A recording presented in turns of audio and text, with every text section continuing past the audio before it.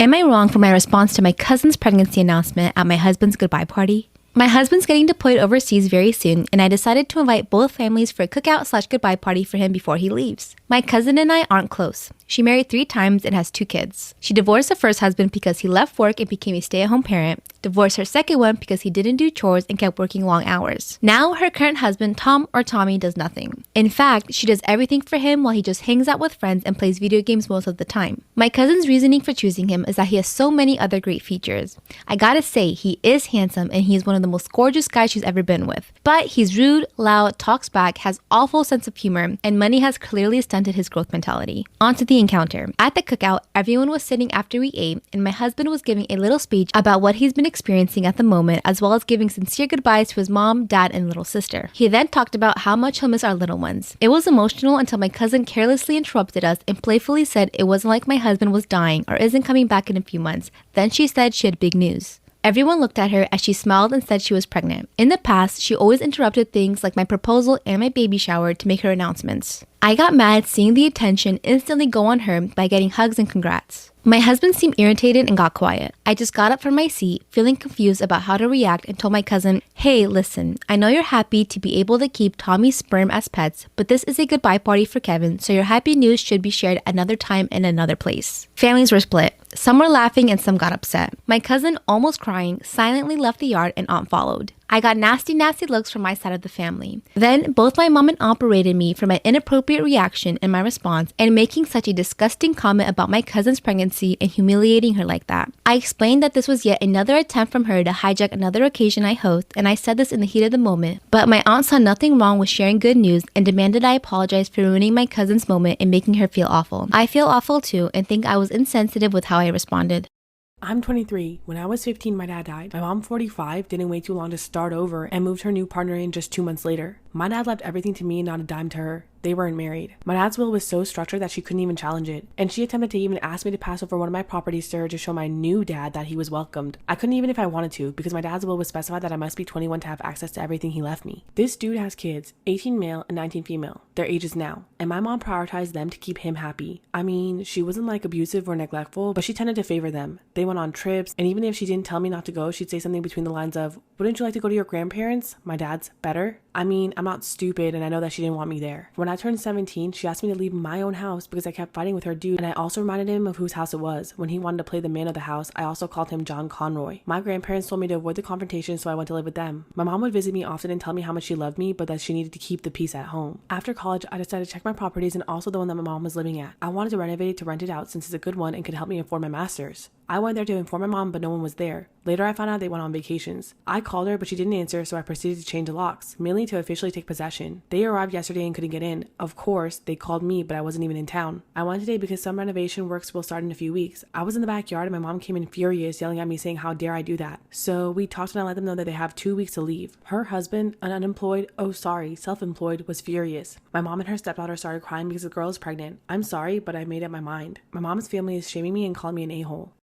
I worry myself when I buy hot dogs from the gas station. I'm like, "Girl, are you okay?" Because I will not get into my own bed unless I'm showered, wearing clean pajamas, and clean socks, okay? If I'm at a party and there's a bowl of chips or party mix, I will not touch it because in the words of Lorelai Gilmore, it's like eating out of a toilet bowl. If I'm going through a drive-thru to pick up my food and their hands brush mine as they're handing me my food in the drive-thru, I get annoyed and I sanitize my hands. Like, that sounded really stuck up, but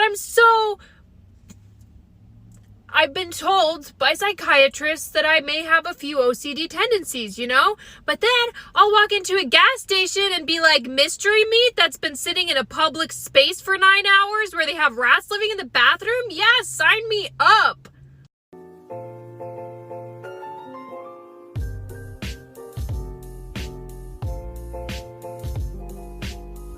This is why I never trust anybody off of Roblox. A few years ago on Roblox, when I started playing Roblox, I would join a bunch of games and friend everybody in the game. I would even join different servers to friend more people. But this one time, I joined a server and I was very interested in the game, so I didn't friend anybody in that one. but I got a friend request from a girl named Ladybug134. Her name sounded very cool at the time, in my opinion, and I accepted it. Then I left the game to start chatting with her. She started chatting with me about saying, can I make a group chat with you and my friend on Roblox? I said, sure, why not? Because I meant more friends. Then in the group chat, I was saying hi, hello, and stuff like that, and the weird little XDs, emojis, and stuff like that. I was getting kind of confused because nobody else was talking in the chat. You will not believe what they chatted. Like for part 2. Part 2, sorry for the long wait. When I opened up the group chat, I got really nervous because it said, I know where you are. I started getting scared because it was 2 people knowing where I live. So I unfriended both of them and blocked them. I joined the same game and got another friend request from somebody. This time, the name was LadyMan256 because in the beginning it was Ladybug. So, I don't know. I accepted it because at the time, like I said, I thought having a lot of friends was cool. They chatted me linking my email. I got really nervous. When I clicked the email, it had pictures of me. I kept on getting spam accounts from my phone messages, and it kept on saying, why did you do that? Why did you do that? And I'm guessing it's because I blocked them. Like for part 3. Part 3 up right now. By the way, thank you for all the support. The next day, I got a call from an anonymous number. I was confused, but I still answered it. At the time, I was younger, so I didn't really notice. When I answered, it was like a robot keep on repeating, why did you do that? Why did you do that? I got really scared and I hung up. I screenshotted the number just in case I would need it as evidence or proof. Because at the time, I thought I was doing something very smart. I kept on getting the same calls that kept on saying, why did you do that? Why did you do that? I know I did something really bad. To the point where I got so scared I had to tell my parents. I told my mom and she didn't really believe me at first. And then I showed her the picture of the proof of the photo that had the number of the anonymous number. Then she called it. You will not believe what the anonymous number said to her. Like for part 4. Part 4. Thank you for waiting. When my mom got the number, it took a little bit for the number to answer. But then it finally answered. And the number said, I know who you are. We've been together for a long time. I'm not sure if they meant together in a relationship or as friends. But I'm going to say as friends. I got very confused because I didn't know who it was and I would have understood their voice if I knew them. But maybe they had some high-tech technology that changed their voice. But then the number hung up immediately and started texting my mom. It kept on saying, I'm done with your daughter, but now I'm not done with you. I got really scared for my mom because I kind of got her into something. I didn't want to get her into anything because this would all be my fault. Like for part 5. And by the way, thank you for all this support. Part 5, the last part. After the anonymous number was texting my mom, I'm done with your daughter, but I'm not done with you, she kept on getting fake emails from stores that she liked. For example, Walmart, Old Navy, or even Fashion Nova. She clicked on the Old Navy one. Then it said put in your email and your password, and she put it in because it said if you do it, you get a free discount. Then when it was done, there was a badge on the side that had a smiley face. Then her phone immediately turned off. When she got back in her phone, my friend was calling her. It was weird because my friend was calling her, not calling me. And she asked my mom if I can come over. Then my mom told me, and I obviously said yes because we were friends. When I went over her house, we wanted to play Roblox together. When she was on there, she joined my game, but not on her real account. She joined the game as Ladybug234. And that's why I don't trust anybody off of Roblox. Me, my husband, and our 15-year-old daughter, Georgia, went to my sister's place for lunch this past weekend. Georgia is very bright. She completed her exams early and is now studying more advanced material. She's a big fashionista, a lot more than I was at that age. She loves pretty clothes and outfits, and we're happy to get her as much as we can, provided she behaves well and keeps up the good grades. The lunch with my sister was fairly casual, but Georgia wore her new pink dress. My sister isn't as well off as we are, unfortunately, and she is raising 3 children on her own, and her job isn't a high-paying one. In the past, she asked me if Georgia could tone down her outfits when we come to visit because she doesn't want her kids being upset because they can't afford things like that. I do get my sister's point, but it's not down to me to police what Georgia wears. I I've spoken to Georgia about it, but I left the final decision to her. Anyway, so we went for lunch and Georgia ended up getting into an argument when my sister's 13-year-old daughter Lucy asked about the dress and where it was from. Georgia answered that it didn't matter because Lucy couldn't afford it anyway. We told Georgia to shut up as soon as the comment left her lips, but it soon ended up with Georgia and Lucy screaming at each other. My sister made the kids vanilla milkshakes, and Lucy decided to throw hers all over Georgia, ruining the dress. Georgia burst into tears, and to be fair, my sister did bring her a change of clothes. I said that if the dress was permanently ruined, I wanted my sister to reimburse us. My sister has refused and said that it was our responsibility because my daughter wore an expensive dress despite being warned not to. The dress cost a couple of $100 and washing it has failed to completely remove the stains. Frankly, I don't care about my sister's warnings. We can't make Georgia wear what she doesn't want to, and it's not our problem that she can't control her child and stop her from ruining a beautiful dress. There was a girl named Jessica Phillips that went missing in my high school. She went missing in the middle of our junior year. When her parents came out about it, the school put posters up everywhere, alerts on the news. 2 weeks later, they decorated her locker. Ever so often, I see her closest friend weeping during class, and the teachers would excuse them out. The devotion of love she was getting after she went missing was outstanding. But the thing is, no one liked Jessica. Actually, everyone hated her. Don't get me wrong, she was the most popular girl in school, but she was an asshole. She was very nasty and rude and did anything to get what she wanted. I heard she once gave this boy Ronnie peanuts for not doing her homework anymore. He wanted to get into sports and didn't have time for it, and he was allergic to peanuts. The girl was practically a bully. Her friends were all followers that secretly hated her but wanted to be her. But it's crazy to see them all crying over her whereabouts when they all wanted her gone. But I know why she went missing. Come back for part 2. So the night Jessica went missing, I saw exactly what happened. She tried to sneak into Nicole's party, but she actually didn't get in. Not only because she wasn't invited, but she had got pulled into the bushes. When I ran to see where she was pulled, she was dragged by 2 guys into the streets. I was in shock and I stood there for a few seconds, but those few seconds, Jessica saw me. She screamed for me to help her, but I just stood there. They threw her into a car and drove off. I went back to the party as though nothing happened. After the party was over, I went back home and I kept replaying what happened over and over. Then that next Wednesday is when everyone started hearing about Jessica going missing. They said if anyone ever saw anything to come forward, but I decided not to.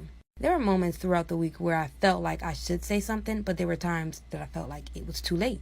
I thought maybe she was dead by now and it'd be pointless for me to come out now.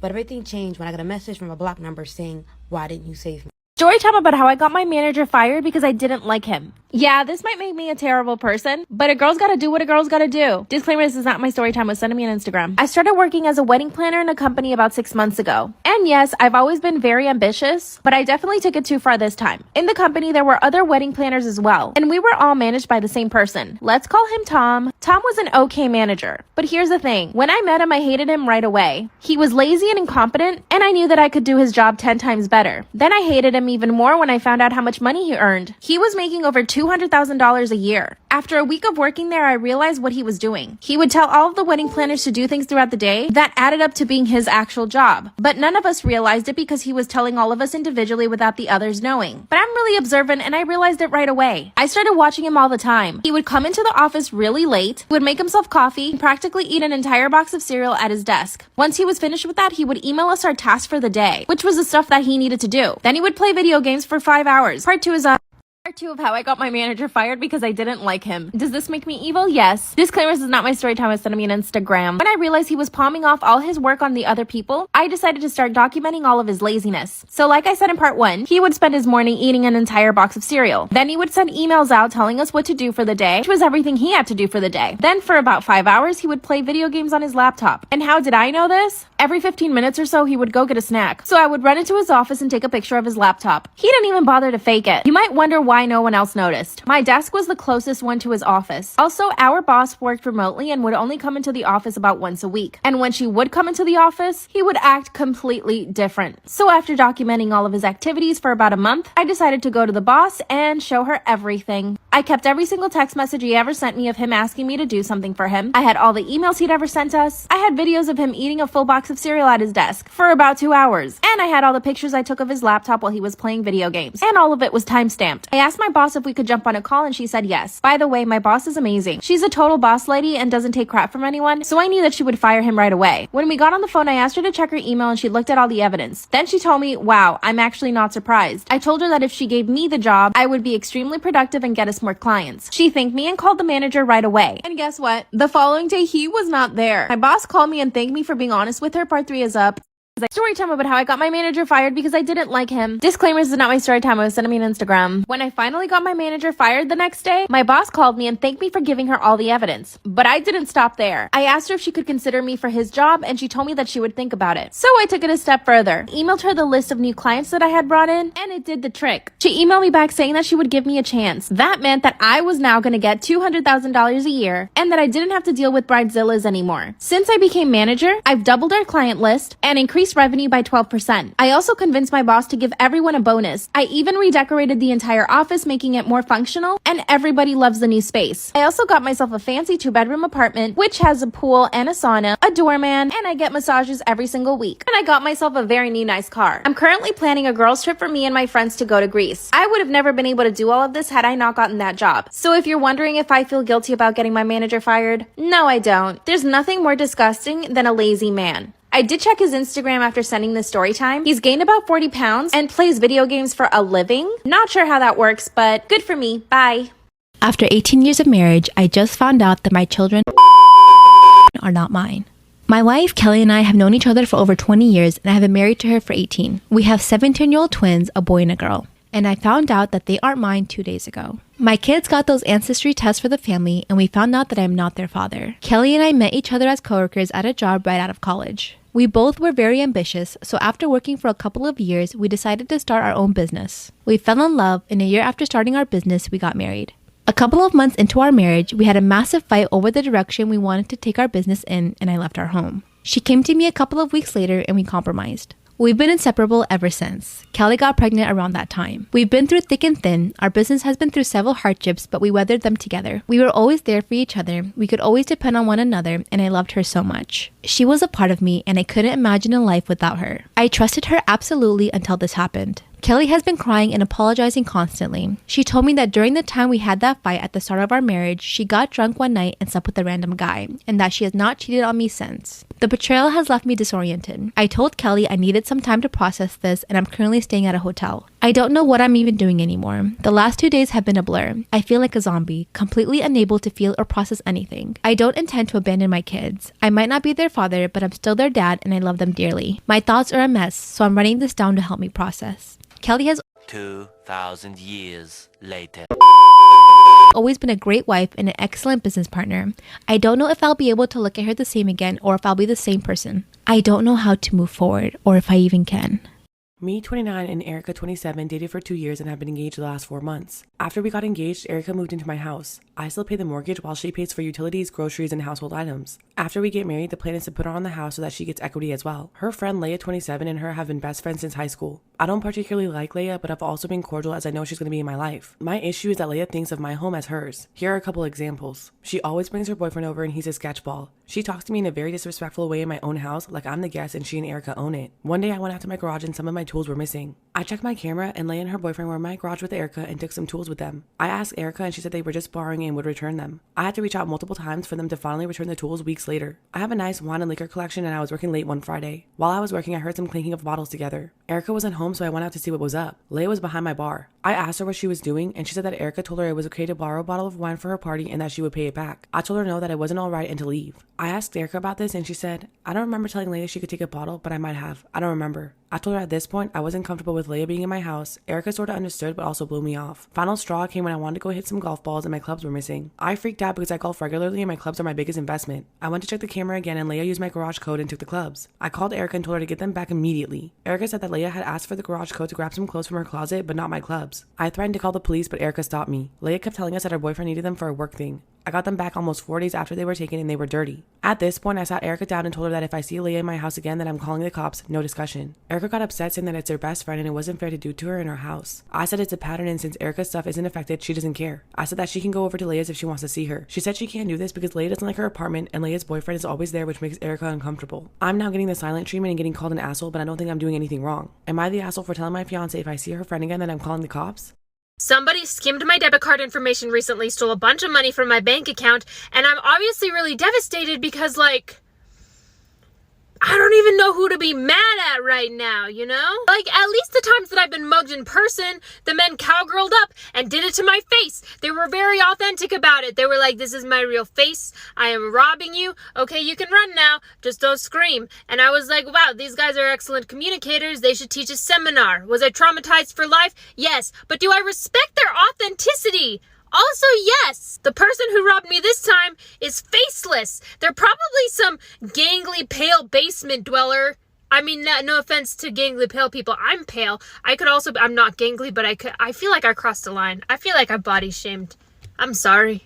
All I'm saying is that I hope that a spider crawls into this person's ear while they're sleeping. Story time about how my boyfriend tried to cheat on me with my fake Instagram account, not knowing it was really me. Disclaimer, is not my story time, was sending me on Instagram. The funny thing is that when my boyfriend and I got together, I did not want the relationship. He begged me for 6 months to be his girlfriend. And you see, the only reason why I didn't want to was because I knew that he was a player. Every single one of my friends had basically gone out with him. I was just the last girl in the group to go out with him because I always kept saying no. And looking back, he was definitely obsessed with me because I never gave in to him. I was the girl that he couldn't have. During those 6 months, he would hit me up on Instagram every single day. Anytime I posted a story, he would automatically reply to it. He would like and comment on all of my pictures. We also had a lot of mutual friends, so we would end up at the same events and parties. And every time that he would see me in public, he would zero in on me. He would basically ignore all the other girls at the party and make me feel like I was the only one there. And he would constantly compliment me and tell me how beautiful I was, how attracted to me he was, how I was just so different from all the other girls that he had gone out with. Trust me, I knew that he was love bombing me, but eventually after 6 months, I was like, he's got to be honest. So I decided to give him a chance. And let me tell you, he has been the perfect boyfriend. He's so sweet and considerate. My parents absolutely adore him. And my mom never likes anybody. See, I come from a Latino family. One day I decided to make a second Instagram account. It was just an inspiration account. I posted cute outfits of other people I liked, makeup, nails. Till one day I see my boyfriend in my DMs. Part 2 is story time part 2 of how my boyfriend tried to cheat on me with my fake Instagram and not knowing it was actually me. Disclaimers did on my story time was sending me on Instagram. That's when I opened up my account to see that my boyfriend had DM'd me. First I thought he was joking. When I clicked into the message and I read it, my heart and my stomach sank. He was taking a shot. He thought that I was some sort of influencer. Now, when I created the second account, I was already with him. I really didn't tell him that I was creating it. It was just for fun for myself. I did start gaining followers. I did put in a lot of work into this account, but it was pretty much a visual diary just for me. It just so happens that other girls liked the aesthetic and I started gaining a lot of followers. I had about 10,000. But here's my theory. Since my account is probably listed to be in the area that he is, probably popped up on one of his mutual lists or his explore page or something like that, because I was trying to figure out how he found the account. The message read, "Hey beautiful, I really love your pictures and love your style. I'm also really into fashion. Lol, no he's not. And I would love to take you out on a date. I know all the good spots around the city. Let me know if you're down." So when I clicked on my boyfriend's profile and realized that he had hidden all of the pictures we had together. So if he had DM'd any girl and she went to look at his profile, she would automatically assume that he's single because he doesn't have a picture of another girl. Instead of freaking out and calling him, I decided to keep cool. Instead, I called my mom. She told me to play along with the conversation. So that's what I did. Messaged him back and said, "Wow, I really love your pictures and your style too. What's your favorite designer?" He replied, "Louis Vuitton." Ew. By the end of the conversation, we had a date for that night. And I showed up. Part 3 is up. Part 2, story time about how my boyfriend tried to cheat on me with my fake Instagram account, not knowing it was me. Disclaimer is now my story time was sending me on Instagram. At the end of the conversation he thought he was having with some other girl, we had decided to go on a date. And like I said, I was playing along, so I was super nice to him. I complimented all the clothes that he wore. I told him that he looked so attractive in his pictures and that I was really looking forward to meeting him. He chose a restaurant downtown. And of course he did, because I live nowhere near that area. In fact, he and I never go out on dates there. So he knew that he wouldn't see anybody he knew. Here's where it gets actually really funny. This man sent a picture of the outfit he wanted to wear. A brown fedora with the Louis Vuitton monogram on it, a Louis Vuitton belt, black pants, and a black shirt. So I replied saying, "That's perfect. I'll wear a black dress and my favorite Louis Vuitton purse." But I was still heartbroken. Here's what I did. I asked my mom to come with me to the restaurant. Her and I did our makeup, our hair, and we got dressed up really, really nice. And I decided to wear a black dress. My mom actually happened to have an old Louis Vuitton purse in her closet that she never wore, so I grabbed it. My mom and I show up to the restaurant and my boyfriend is already there. So I decided to walk in and turn around, so that way he could only see my back. My mom decided to stay outside of the restaurant, but she knew to come in as soon as he saw me. I suddenly feel a tap on my shoulder, and that's when I turn around. He says, "Oh, hey babe, what are you doing here?" The look on this man's face was of pure fear. That's when I hand him my phone so that he could see that the account that he was messaging was actually mine. That's when he says, "You lied to me?" He was mad at me for pretending to be somebody else. Then he started apologizing, and then he said that he knew the whole time and that he was just joking around. I broke up with him and haven't spoken to him since. Am I wrong for not paying for my daughter's prom outfit? I, 36 female, have 4 beautiful kids, 2 daughters, 17 and 2, and 2 sons, 20 and 14. Growing up, I didn't have any fun birthday parties, and I didn't get to go to prom or any of that since I was pregnant at a young age. I was very happy to see my 20-year-old go to prom and give my kids parties. My 17-year-old has prom this year. Last year, because of my baby girl, I couldn't give her a sweet 16. She didn't want one, but I did push it until she started doing more planning, and we sadly had to cancel before it could happen since we just couldn't afford it. She said she was fine with it, and that was all. Here's our issue. Her prom is at the end of the month. Also, this month is my baby's birthday. Her cake costs around $200. She has 3 outfits getting handmade, personal planner and decorations, etc. So with this going on, we can't pay for my daughter's prom dress and all that. My son had a job, so he paid for his own. My daughter has yet to get a job because her therapist claims she can't handle one due to her mental conditions. Yesterday she came to me and said since it was spring break, we should go start looking for prom dresses since we've been putting it off. I told her that I thought she knew we wouldn't be able to get her prom stuff, and she'd have to do that herself by getting a job. She asked me how I expected her to get a job and the money for her stuff, and told her that that was her problem and she was almost a graduate and needed to figure that out herself. Out of nowhere, she burst into tears and started telling me I promised her I'd do this for her. I had, but that was a year ago. And threw the sweet 16 thing in my face and told me she had cried over it for months. Which I don't think is my fault since she didn't even want it in the first place. She's refusing to talk to me and said she won't go to her sister's party, just do something with her privately with her brothers involved because it hurts too much. And that she will ask her father to help her with prom. Which hurt me since she's been open about how she likes her dad more than me. It feels like she's only doing it to rub it in my face. I thought my daughter would understand, but she's taking it very personal. But I do understand her for saying I would do it and not clarifying later on that I wouldn't.